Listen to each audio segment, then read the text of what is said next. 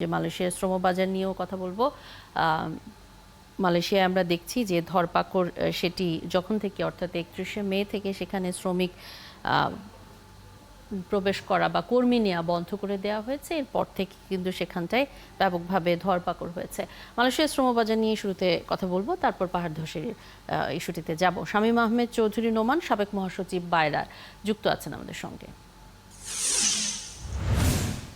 শুভ সকাল, আপনাকে স্বাগত জানাচ্ছি ৭১ সকালের আজকের আয়োজনে। প্রথমে একটু আপনার কাছ থেকে যেটি জানতে চাই সেটি হচ্ছে এই যে বিদেশ থেকে কর্মী নেওয়া বন্ধ করে দেওয়ার পর থেকে যে ধরপাকড় সেখানে শুরু হয়েছে, এটি নিয়ে একটু বিস্তারিত জানতে চাই। যেটি হয়েছে মালয়েশিয়াতে, এটি একটা রেগুলার প্রসেস। আনডকুমেন্টেড ওয়ার্কার যারা থাকে তাদের উপরে তারা একটা ড্রাইভ করে, এটি তাদের নিয়মিত ওইখানকার রুটিন ওয়ার্ক।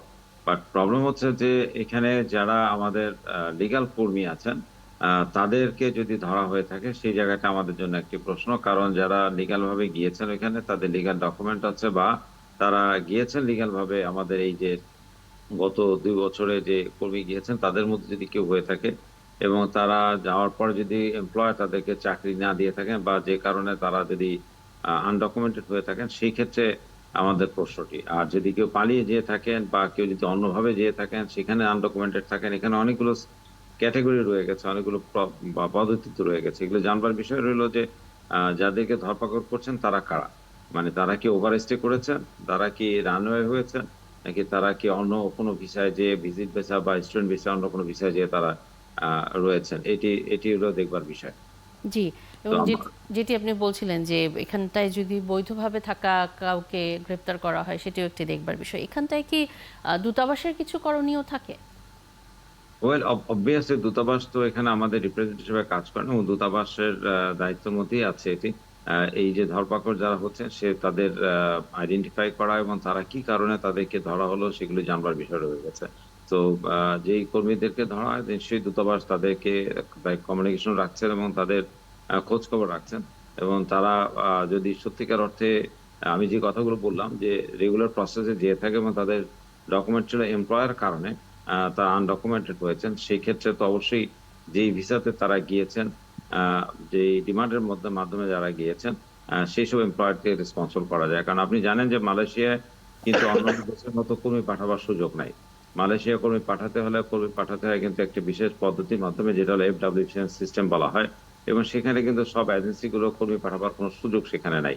এখানে এই সিস্টেমটাই করা হয়েছে যাতে এই কর্মীরা যারা যায় তারা যাতে এই ধরনের মানে এখানে ফ্রড বা এমপ্লয়ার এই ধরনের কোনো যাতে কিছু না হয়, এই চেক ব্যাক বা ব্যালেন্স চেক করবার জন্য কিন্তু মালয়েশিয়াতে এই সিস্টেমের মাধ্যমে লোক কর্মী পাঠানোর ব্যবস্থা করা হয়েছে এবং সেখানে সকল এজেন্সিকে কিন্তু সুযোগ করে দেওয়া হয়নি। কিন্তু এটি যদি সত্যিকার অর্থে এর পরেও যদি কর্মীরা ওখানে চাকরি না পেয়ে থাকেন, আমি মনে করি এখানে যে সিস্টেম যারা কাজ করেছেন তাদের এখানে তাদেরই রেসপন্সিবিলিটি এখানে পরিষ্কার লিখাই আছে। এখন জন্ম সনদ দিয়ে খোলো বিকাশ স্টুডেন্ট অ্যাকাউন্ট, নিজের বিকাশ নিজে কর। যে এই সিস্টেমের মাধ্যমে সেগুলো ভেরিফাই করা হবে এবং তারা আপনার এই প্রত্যেকটা ডিমান্ড প্লেস করা হবে এবং প্লেস করার পরে সেই সিস্টেমে সেটা ভেরিফাই করে তারপরে সেটি দূতাবাসের অ্যাটাস্টেশনের মাধ্যমে আমাদের কাছে আসবে। তারপর সেখান থেকে সেই জি, কর্মীকে এই যে আপনি প্রেরণ করা হবে। ভেরিফিকেশনের কথা বলছেন সেটি কি করা হয়? কারণ আমরা দেখেছি যে এবার যখন বন্ধ করা হলো কর্মী, মানে দেশটি বন্ধ করলো সেখানে কর্মী প্রবেশ, তার আগ পর্যন্ত নতুন করে যখন আবার বাজারটি খুললো সেই সময় বলা হলো ৭৮ থেকে ৮০ হাজার টাকা খরচে একজন কর্মী তিনি মালয়েশিয়ায় যাবেন।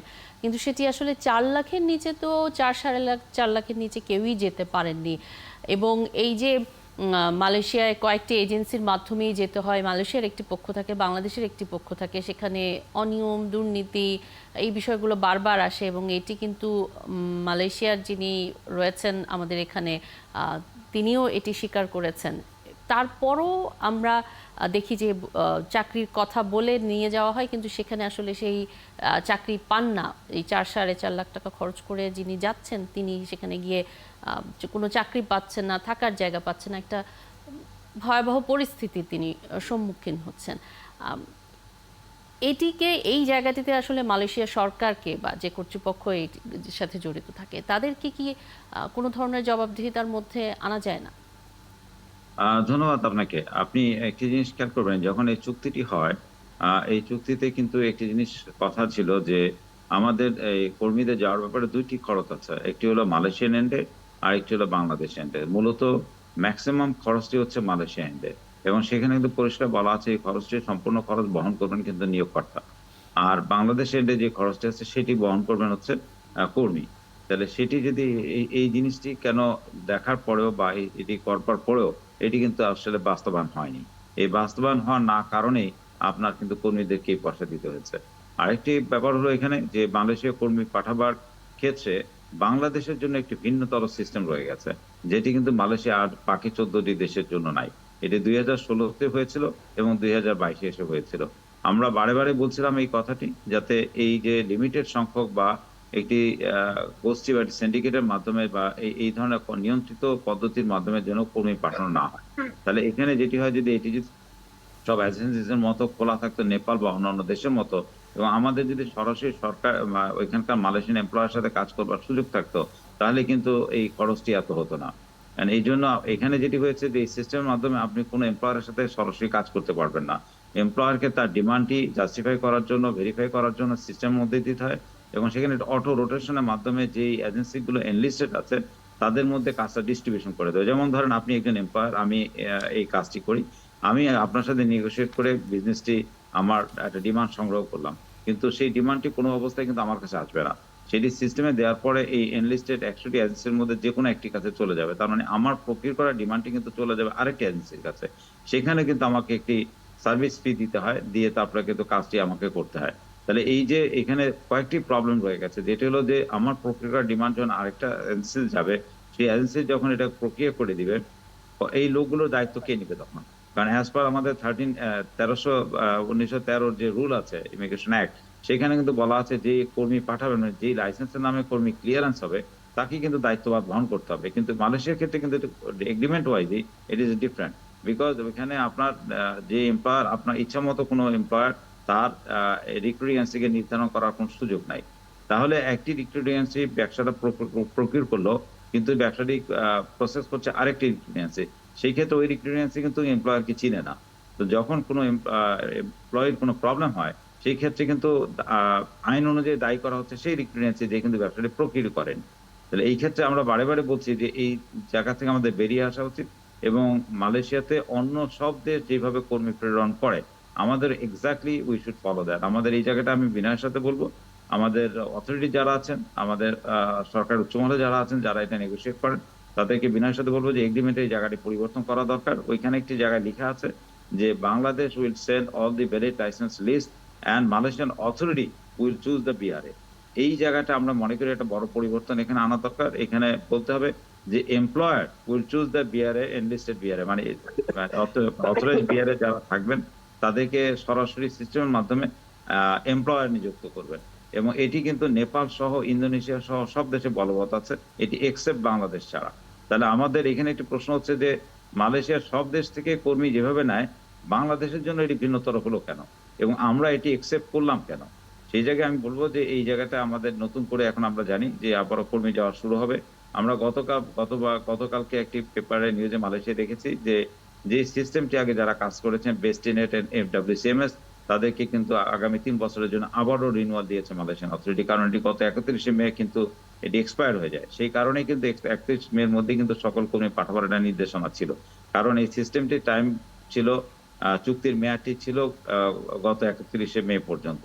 তো সেটি গতকালকে আমরা দেখেছি পার্লামেন্ট সেই সিস্টেম কি, যেটি নিয়ে এত আলোচনা, এত কিছু হয়েছে, বলা হয়েছে, আবারও মালয়েশিয়ান অথরিটি তাদেরকে অ্যাপ্রুভাল দিয়েছে, এবং মানে তাদের এগ্রিমেন্টটি রিনিউ করেছে আগামী 3 বছরের জন্য।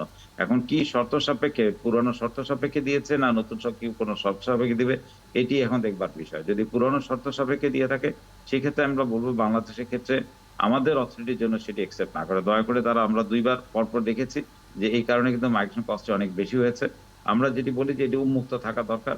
আমরা একটা কথাই শুধু এখানে ফলো করি, যেটি হলো মালয়েশিয়া যদি অন্য দেশ থেকে যে পদ্ধতিতে কর্মী গ্রহণ করে, আমাদের বাংলাদেশ থেকে ঠিক একই পদ্ধতিতে কর্মী যাবে। যেন কর্মী এটি যদি সেখানে করা যেতে যায় জি এবং আমরা যদি ডাটাবেস সিস্টেমটাকে প্রপারলি কাজ করি এবং সরাসরি ডাটাবেস সিস্টেম থেকে যদি আমরা কর্মী নিয়োগ করতে পারি, সেখানে কিন্তু এবং টিকিটের মূল্যটা যদি আমরা নিয়ন্ত্রণে রাখতে পারি, এই কয়েকটা জিনিস যদি আমরা একটু করতে পারি, তাহলে আমার দৃঢ় বিশ্বাস এই যাওয়ার খরচটি আমরা অর্ধেকের নিচে নামিয়ে আনা সম্ভব হবে। অনেক ধন্যবাদ শামীম আহমেদ চৌধুরী নোমান আমাদের ধন্যবাদ। সাথে যুক্ত হবার জন্য। বায়রার সাবেক মহাসচিব যুক্ত ছিলেন আমাদের সঙ্গে। কথা বলছিলাম মালয়েশিয়ায় শ্রমবাজার এবং সেখানে বিদেশি যে কর্মী অবৈধ যারা রয়েছেন তাদের উপর যে ধরপাকড় শুরু হয়েছে সে প্রসঙ্গে।